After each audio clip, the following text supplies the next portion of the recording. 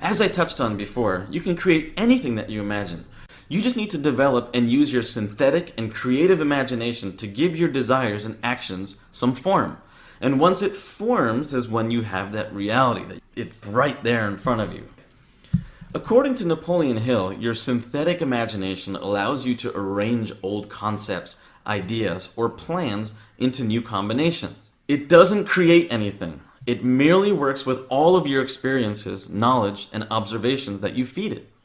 This is the imagination that inventors and geniuses typically draw on to work out specific challenges or problems. Geniuses can and do often cross over into using their creative imagination when they've exhausted the power of their synthetic imagination. This is also the imagination that you will draw upon most as you work towards transforming your intangible desire into a tangible reality. You're actively using this part of your imagination as you determine and develop your plan of action. Unlike the synthetic imagination, your creative imagination has the power to directly communicate with what Napoleon Hill calls the infinite intelligence. This is the epicenter of where all of your gut instincts, your hunches, and aspirations are received.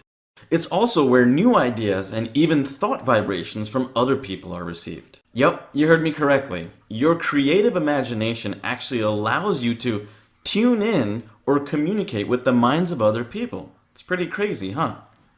Well, one thing to keep in mind, according to Napoleon Hill, your creative imagination functions only when your conscious mind is vibrating at a seriously rapid rate, like when it is stimulated through the powerful emotion of a burning desire that we talked about inside level 2.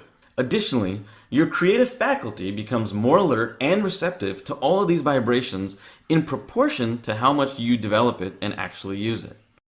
Just as with the muscles in your body, if you don't use your imagination, you'll lose it. There are various ways that you can tend to the loving and caring and feeding of both your synthetic and your creative imagination. One very powerful way is through the practice of vairagya, or sexual transmutation, that you learned in level 2. Consistently focusing on and transmuting your energies into your desires raises your vibration. Another way to do it is through exercise. Yeah, it's really that simple.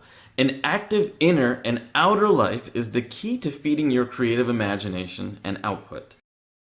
When Albert Einstein came up with the theory of relativity, he said, "I thought of it while riding my bicycle."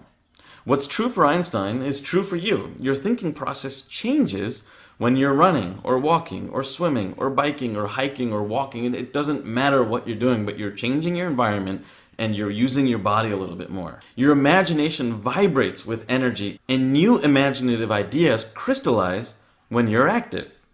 You're able to connect the dots and problem solve with a mental flexibility that you don't have when you're just sitting around. I jump on my rebounder, and my rebounder helps me get in the zone, and I feel like I'm creating in that space sometimes.